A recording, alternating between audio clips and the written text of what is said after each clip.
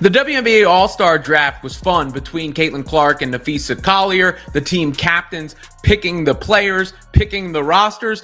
But the most interesting aspect was the coach swap, because Clark traded Cheryl Reeve, who was the coach of her team, or was to be the coach of her team, to Collier for Sandy Brondello, the coach of the New York Liberty. Justice, oh, the sweet taste.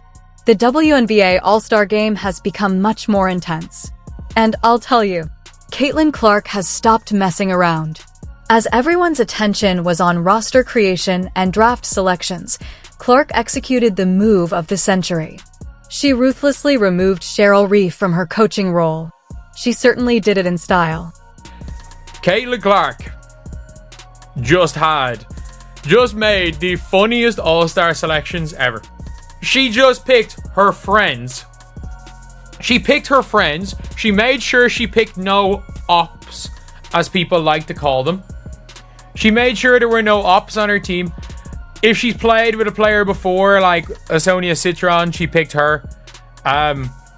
Gabby Williams. She picked nobody that tweeted a negative thing about her.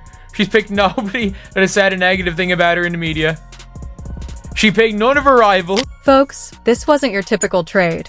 I'm done with your negativity, Cheryl, and I'm taking control of my destiny, Caitlin Clark said.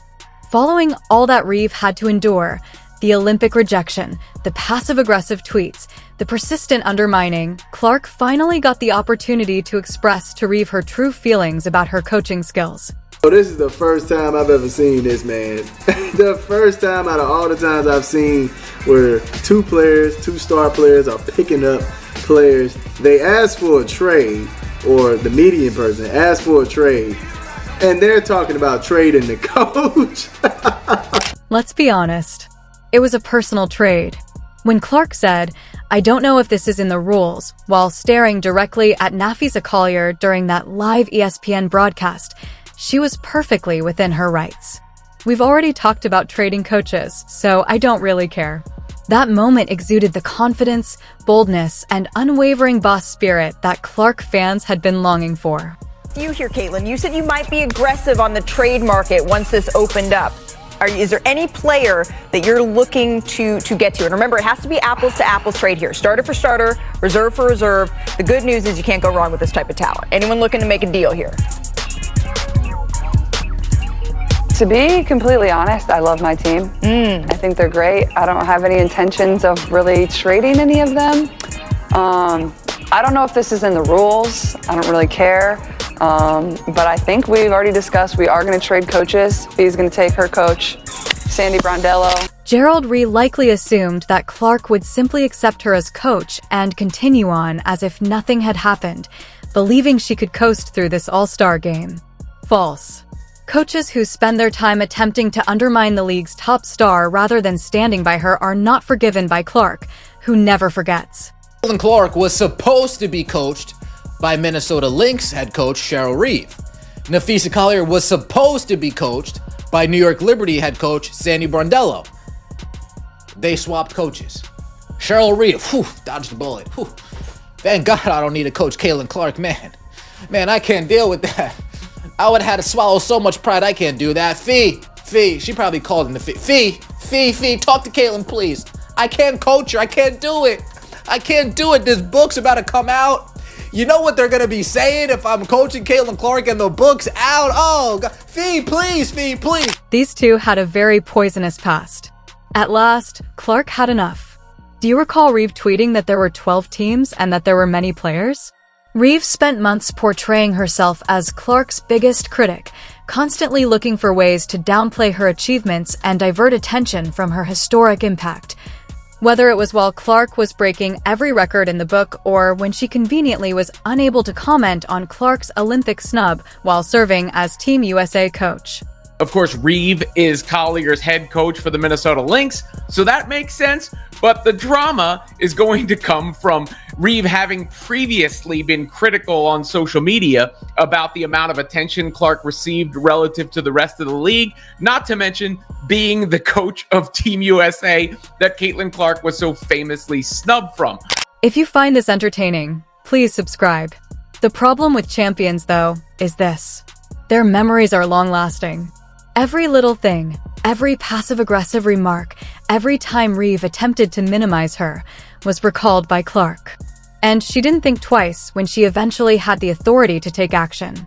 The actual exchange was a surgical one. Sandy Brondello, the coach of the New York Liberty, who just guided her team to consecutive finals trips, was substituted for Reeve by Clark. Consider an improvement from a coach who devoted her time to social media criticism of Clark to a championship-caliber coach who genuinely understands how to win when it counts most. Brondello also had the ideal response. She received a text from her teenage son saying, "Mom, you got traded." She also found the entire incident amusing. Clark wants her staff to be surrounded by great energy like that. Not a drama. No negativity. Pure basketball brilliance and a winning mindset. Brondello's like, oh yeah, this is good. This is good. This is good. So wait, Caitlin Clark had Chrissy Sides, who never let her. Okay. Now she's got Stephanie White, who wants to do off ball. Oh, okay. And now Sadie Brondello's like, wait, oh, I could show Caitlin what she's been missing this whole entire. I can set up an offense like, oh, here comes recruitment year of 2028. Reeve had to watch on live television as Clark effectively fired her in the interim. The athlete she attempted to discredit just gave the lady who believed she could shape the story of Clark's career a lesson. When she realized she had been outwitted by someone half her age, you could almost feel the steam escaping from her ears. Let's discuss Clark's stacked roster, though, as this girl accomplished more than simply fire a nasty coach. She created a winning squad for herself. Take a look at this lineup. Aaliyah Boston, Gabby Williams, Jackie Young, Asia Wilson, Sabrina Ionescu, Sada Sabali, and Kelsey Mitchell, among others. This team is more than just an all-star one. This super squad was created to rule. Caitlin Clark actually has a complete roster to start her team. She's got Caitlin Clark at the 1, Sabrina Ionescu at the 2, Satu Sabali at the 3. She must have heard the chatter in the offseason of fans saying, let's get Satu Sabali. I'm just saying, she might have heard a thing or two. We got AB at the 4 and Asia Wilson at the 5. Starters for starters, this should be a victory. I know it's the All-Star game, but Clark demonstrated that devotion is reciprocal in her world by making sure to acquire her Indiana Fever teammates first. "I take care of the people who take care of me," she remarked when selecting Aaliyah Boston with the first overall pick. Then, in order to guarantee that the Fever's explosive backcourt would be present at the All-Star Showcase, she selected Kelsey Mitchell as her first reserve pick. The plan was excellent. Clark surrounded herself with outstanding talent at every position and winners who had proven themselves.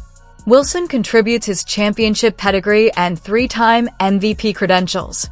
Sabrina Ionescu contributes clutch gene DNA and exceptional three-point shooting.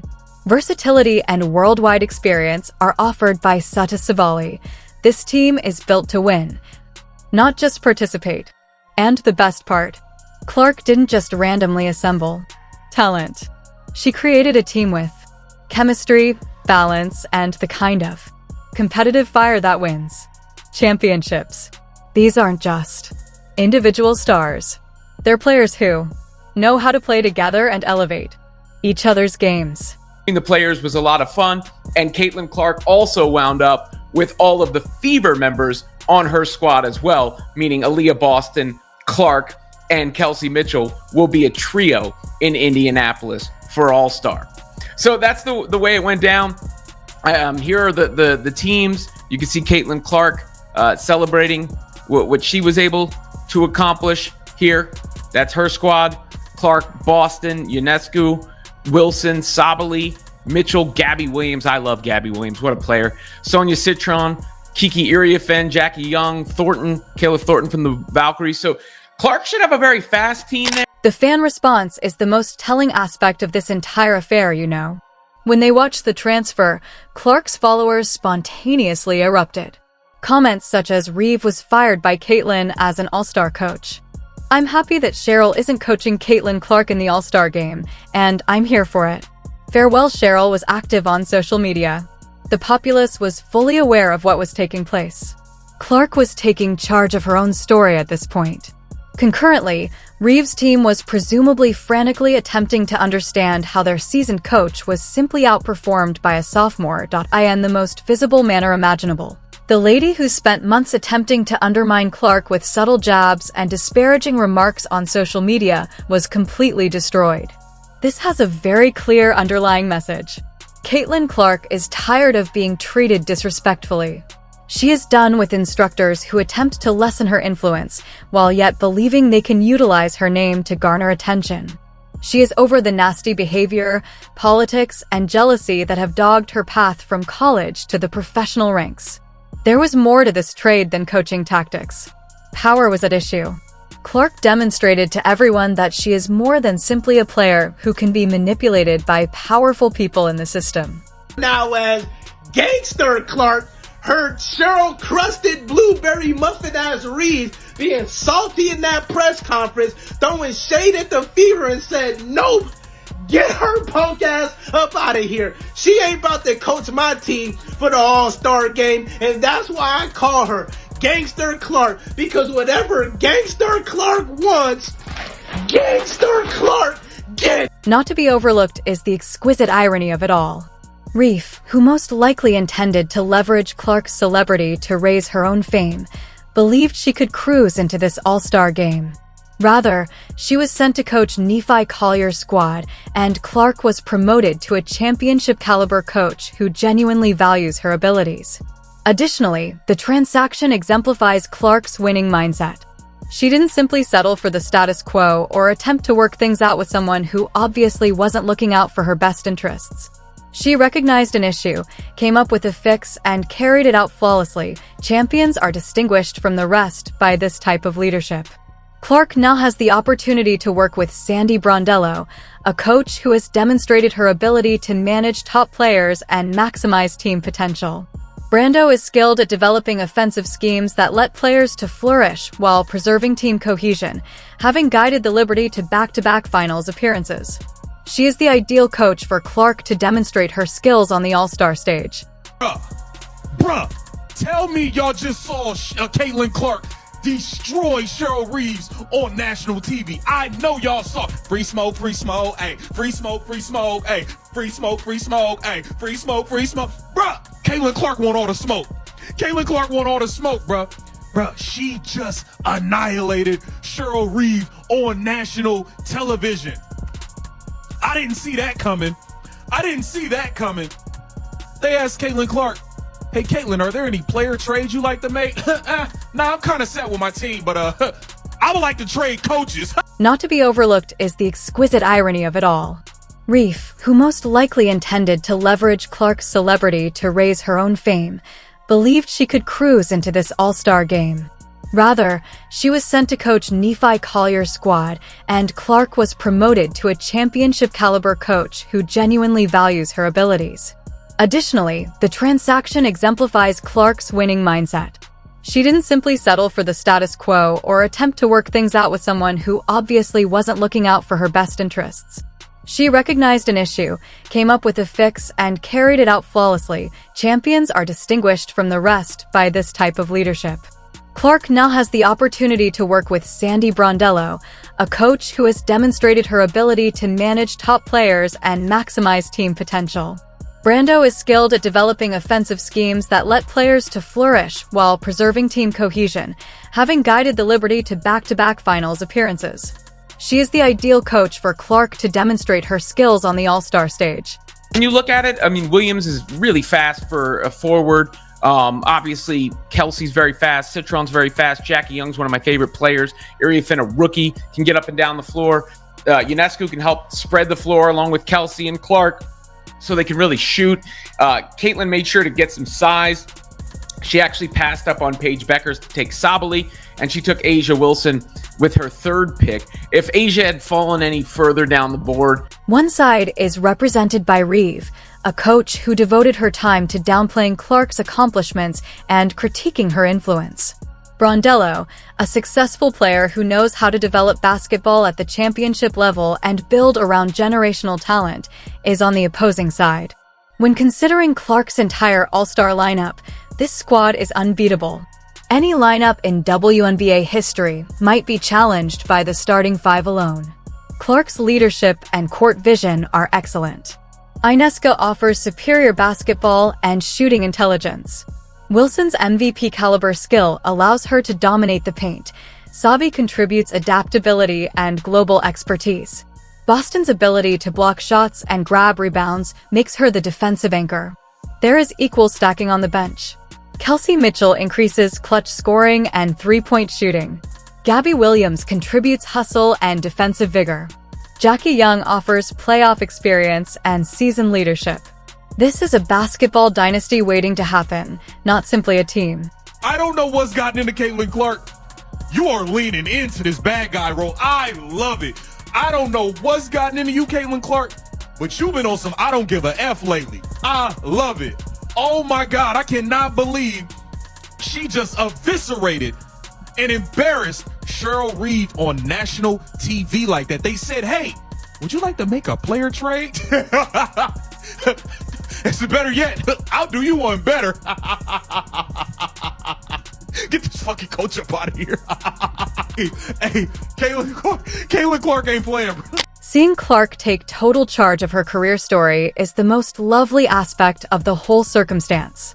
She's had to put up with coaches, reporters, and league officials for far too long, who seem more concerned with managing her narrative than encouraging her to succeed. The relentless criticism, the bias of the referees, and the Olympic snub. Clark handled everything with expertise and dignity. However, professionalism and grace do not require you to put up with disrespect indefinitely. When Clark finally had enough of Reeve's poisonous behavior, she handled it like the pro that she is. It was a simple, surgical action that eliminated a bad influence from her basketball environment. No drama, no public feuds. Reeve is probably furious right now. She believed she was forced to accept Clark's situation. Her as coach, most likely intending to utilize the All-Star game as a chance for reconciliation. Clark, on the other hand, demonstrated to her what she believes about coaches who dedicate their time to disparaging the league's top players.